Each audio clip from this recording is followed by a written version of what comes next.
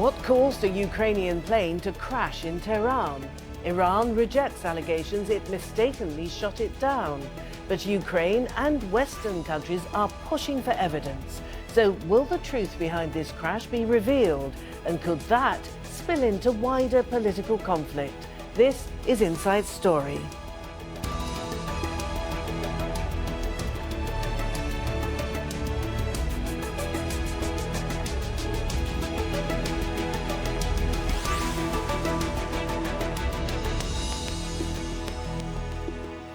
Hello and welcome to the programme. I'm Martine Dennis. Now, there have been claims, counterclaims and outright denials.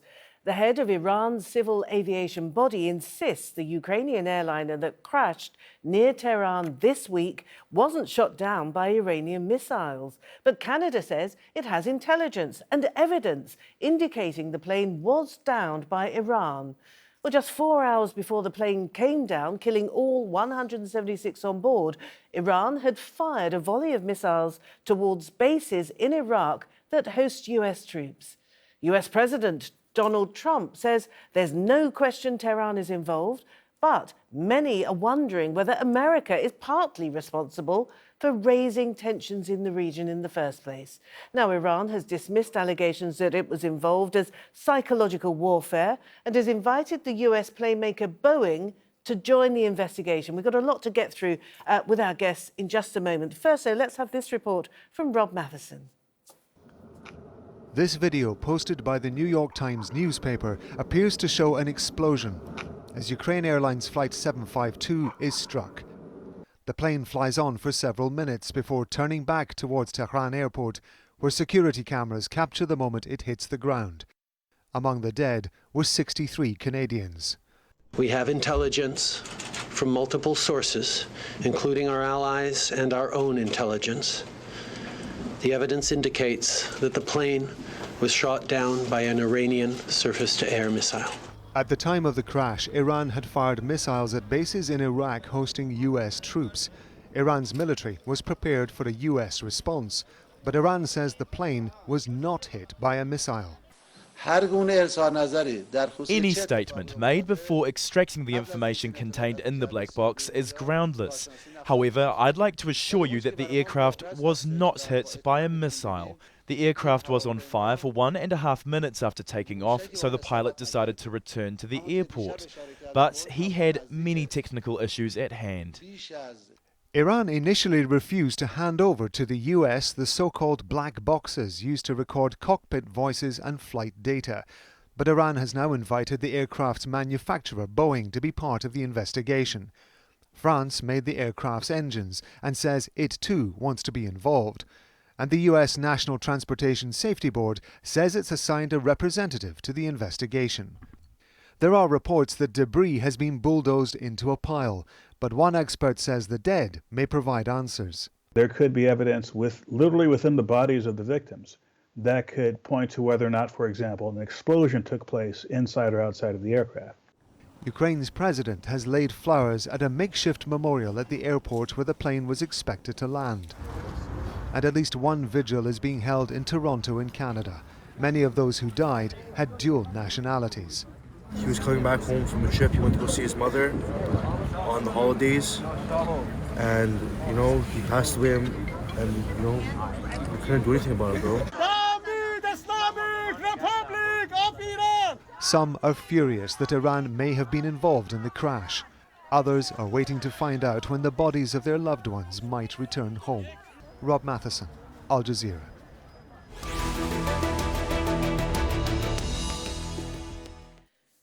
All right, let's introduce our guests now. In London, we have David Learmount. He's a consulting editor at Flight Global and a former Royal Air Force pilot. In Dorset, in the south of England, on Skype, we've got Justin Bronk, who's a research fellow at the Royal United Services Institute. He specialises in air power and technology. In Washington, D.C., we have Jarrett Blanc, a former State Department official who served as Deputy Lead Coordinator for implementation of the JCPOA, also known, of course, as the Iran nuclear deal. Welcome to you all. David, can I start with you? At this particular juncture, what is the most important, what is the most pressing question that needs to be answered?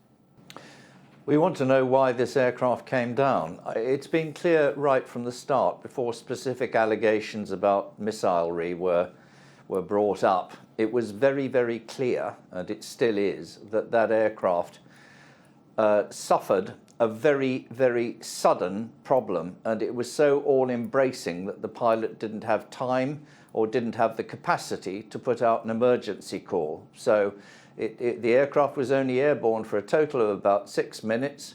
Something happened that was extremely dramatic and made the aircraft uncontrollable, and then the aircraft crashed.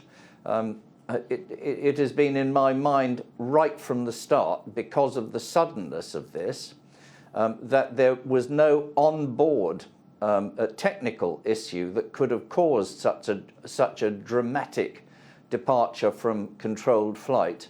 And therefore this had to be either an internal explosive or an external explosive. Those were the two possibilities. Just one further possibility, and that was that some unauthorized, highly dangerous freight had been loaded into the aircraft's baggage hold or freight hold. Right, okay, coming to you now, Justin. You've written that you think that this Ukrainian Airlines plane came down as a result of stress, fear and incompetence. Tell us more. So, as increasingly looks likely, if this was brought down by two, in fact, surface-to-air missiles fired by an Iranian SA-15, a claim, by the way, which intelligence officials in the US, Canada, the UK now would not make without pretty significant evidence, probably in the form of overhead infrared surveillance, as well as perhaps radar ELINT data from standoff aircraft such as an RC-135 of an SA-15 fire control radar and launch sequence. If this was the case, there were huge numbers of mistakes that had to have been made before such a thing could happen. This was an aircraft which had just taken off from an Iranian airport, was flying according to a pre-arranged flight plan, was a regularly scheduled flight, and it was squawking the correct transponder codes. So even if an SA-15 crew were not looking at any other situational awareness than what their own radar provided, which anyway would be a reasonably unusual way to operate a SAM, they still should have been able to see A, civilian transponder codes, B, the fact that this was a very large aircraft compared to any military threats they'd be looking at, that was climbing out relatively slowly at low altitude and was on a regular flight path. All of this should have been obvious to them. So the fact that somehow they convinced themselves, probably through a combination of bad assumptions, probably poor training, possibly exhaustion, they'd been on alert for days, that this was somehow a threat, that then confirmation bias took over. And even though they could see things that should have told them this was an airliner, the fact that they were sort of worried about this impending potential US attack, coupled with their own kind of misjudgments, started to add up, and they just didn't see those signs. Right. Jarrett in DC, if indeed it does turn out to be the case that this plane was hit by Iranian-launched surface-to-air missiles, do you think that the United States and President Trump specifically should carry some of the blame, some of the responsibility at least, for creating this febrile climate in which this dreadful mistake, we assume, has taken place? Well, I think Iran fired the missile. If Iran fired the missile, then they are responsible for the consequences. If Iran failed to shut down civilian air traffic during a military operation that was going to put them on high alert, if, as your other guest has described, they had exhausted missile operators despite knowing that this was going to be a high-tension moment, then the responsibility lies first and foremost with Iran for a terrible set of decisions. That said, you can't deny that war has consequences, and those consequences often come in the form of innocent civilian casualties. What's going on right now between the United States and Iran is a kind of war. It's not full-scale conventional combat, but it is a sort of a gray or covert war that is the result of a series of crises that have been created by choice by President Trump. And all of this is, it's not to lay the responsibility at his feet, which I think would be very inappropriate, but it is to acknowledge that there is a reason that we seek to avoid crisis, conflict, and war. Right. And staying with you, Jarrett, much of the briefing has been coming from US sources that is being quoted by the media and, in fact, quoted by Justin Trudeau, the Canadian Prime Minister. But the Pentagon itself, as we're speaking, has remained silent. Do you find that curious? Not necessarily. The forms of intelligence that would be necessary to evaluate this kind of claim are all pretty highly classified. They've been shared apparently with allies and partners. Those allies and partners have been able to make highly informed judgments about whether the data bear out the claims. A full-scale briefing on the intelligence, either from the Pentagon or from the intelligence community, if it ever comes, would presumably take much longer. So I think that leaks as opposed to formal information at this point is not terribly surprising. Right. And David, what happens now? We had, in the first instance at least, we had Iran saying that it was not prepared to deliver the black boxes and the data flight recorder, wasn't going to send them to the United States, wasn't going to communicate with Boeing, the manufacturer of the plane. What needs to happen in terms of this investigation in order for it to provide a credible result? Well, first of all, Iran is in charge of this investigation. That is by international protocols. The state in which the accident happened is responsible for administering the investigation. They can seek assistance if they wish it, but they are not obliged to. What normally happens is that if a state doesn't have sophisticated decoding equipment for the data that comes from the flight data recorder and the cockpit voice recorder, they can send these two black boxes to an investigator. It doesn't have to be the USA. Iran does not have to get the USA involved in this. It would be difficult, though, because, of course, the certificating authority, the people who validated the aircraft design, were the US Federal Aviation Administration, and the manufacturer, of course, is an American company, Boeing. So not getting the Americans involved would make life unnecessarily difficult. But eventually, if the Iranians come to the conclusion that they wish to get the Americans involved because it makes a lot of sense to do so, they can save face by saying, well, this is the international protocol and we're going to stick to it. Right. And Justin, some hours ago, the head of the Iranian Civil Aviation Organization, Ali Abedzadeh, he said scientifically it's impossible that a missile hit the Ukrainian plane. Such rumours, he said, are illogical. Scientifically, is it impossible that missiles could have hit this plane? It's certainly not scientifically impossible. Even man-portable shoulder-fired munitions could have hit an airliner at 8,000 feet on climb-out. And there's plenty of surface-to-air missile and anti-aircraft artillery batteries near Tehran International Airport. There's also an Iranian F-14 Air Force base quite nearby on the other side of Tehran, which has its own surface-to-air missile batteries for protection, and the whole system was on high alert. What it should be is procedurally, had Iran been following proper procedure, as you would expect from a country on high alert with an air defense network that is supposed to be reasonably capable, and also a reasonably capable, supposedly, civil aviation authority and air traffic control service, it should be procedurally almost impossible for this to have happened. The fact that it seems almost certain to have happened this way anyway certainly doesn't mean it's scientifically impossible. It's perfectly rational to put the chain of events together. It just reflects incredibly badly on Iranian professionalism, both at the higher level in terms of political organization of the military and liaison with civilian authorities, and of course on their own SAM operators.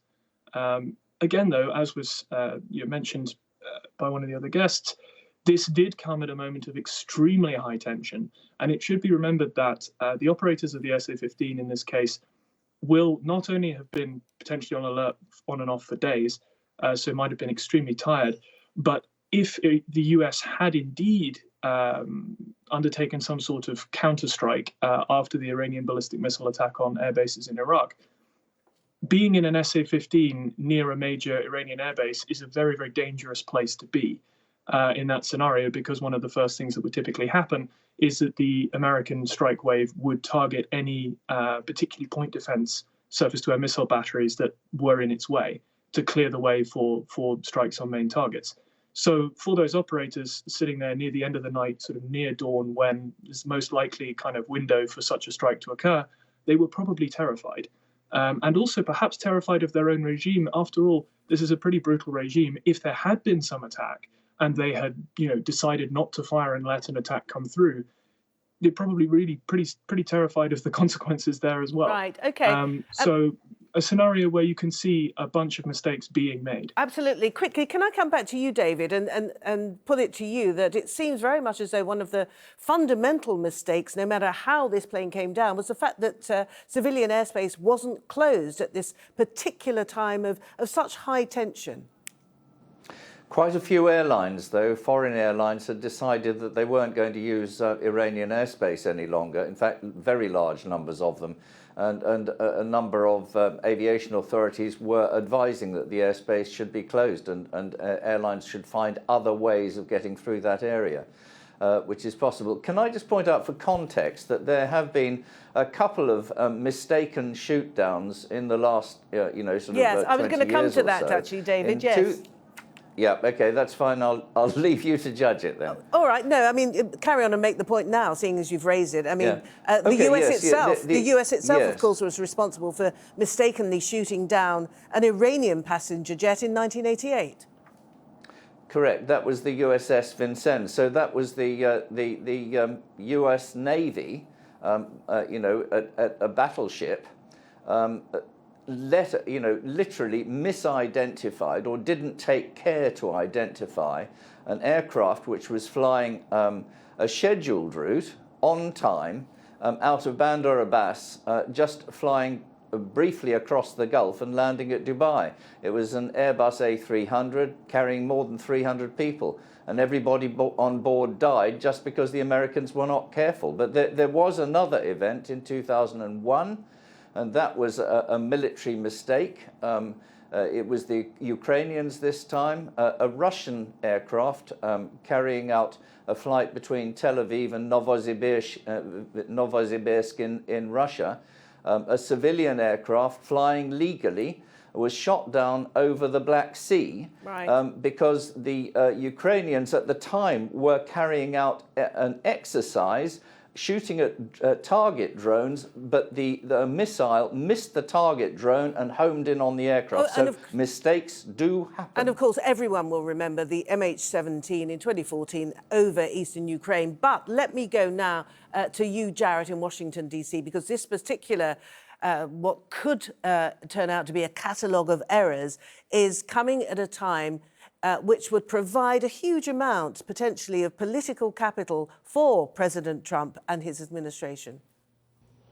Well, it's certainly, there's a moment here where both Tehran and Washington can make the situation worse or make the situation better in the way that they approach the investigation of this tragedy. So if Iran continues on the course that earlier reports suggest of manipulating or destroying evidence, making it harder to get to the bottom of what's happened, I think that's going to create a tremendous amount of mistrust in Iran and throughout the international community, certainly as European airlines consider the question of whether or not to resume flights to Tehran at some point in the future.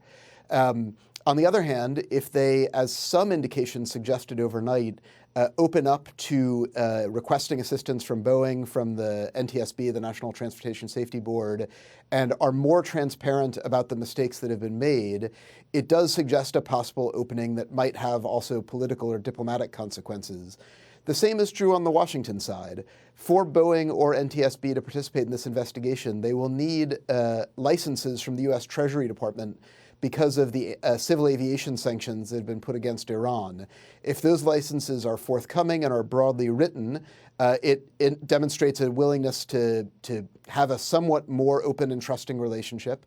If they're not forthcoming, then I think that's going to be a big problem in Iran and also with the international community for the United States.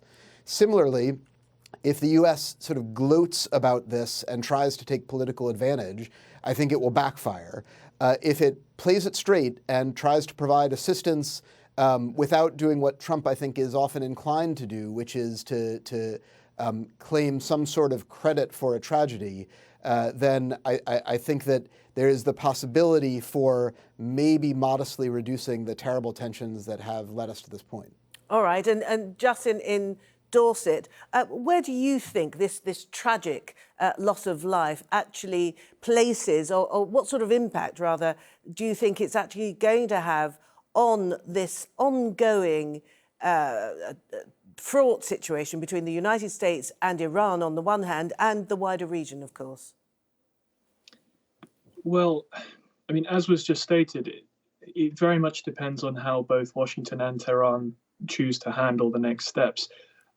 Certainly, the act of bulldozing the wreckage and removing it is a very, very bad sign in terms of Iran's willingness to allow a proper investigation and indeed to face up to what's happened, as are the statements of its head of the Iranian Aviation Authority. So early indications are not good. But as was just stated, if both sides approach this as the accidental tragedy that it appears to have been, and look honestly at the mistakes in public, I think it's possibly a decent channel for some sort of de-escalation. Frankly, this tragedy reflects very badly on both the Trump administration and the authorities in Tehran and the IRGC. So I don't think there's much to be gained from anything other than a sober and fairly honest appreciation of the mistakes that have been made.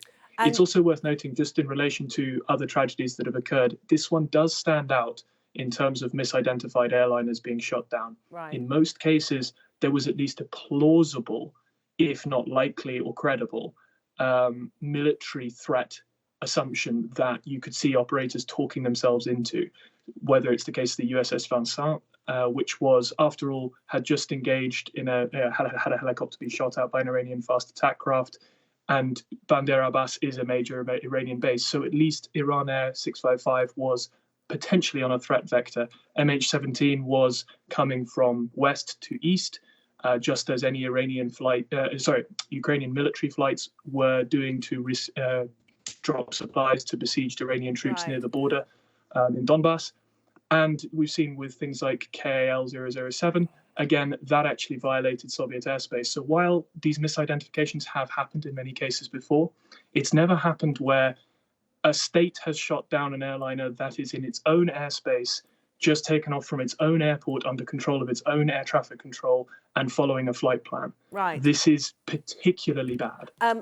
All right, let's give the final word then to David, because, I mean, we've already made mention then of several mistaken actions that have led to the downing of civilian airplanes in the past, when indeed it's been established that a state has been responsible. What actions are taken against the state, if any? If indeed Iran is found to have been guilty of mistakenly shooting down the Ukrainian plane, what will happen? I think it all hinges on whether this was deliberate, which I think is unlikely, but the possibility is there, whether it was deliberate or whether this was the dreadful mistake which all three of us, your guests, have been, we're painting this really jointly as an unintentional event, probably resulting from a fair degree of incompetence. Now, if that is the case, then I'm quite sure that there will be diplomatic sanctions, but I think that's where it'll stop. It's only if there is some chance that there was a degree of deliberation in this that anything more dramatic than diplomatic action will take place. Gentlemen, thank you all very much indeed. Interesting conversation. David Learmount, Justin Bronk and Jarrett Blanc, thank you all very much indeed. And as ever, thank you for watching the programme. You can see it again anytime you like by going to the website aljazeera.com. Should you want more discussion, you can go to our Facebook page, facebook.com/AJ Inside Story. And there's always the Twitter sphere, of course. Our handle is @AJ Inside Story. I'm @Martine Dennis from the whole team here in Doha. It's bye for now.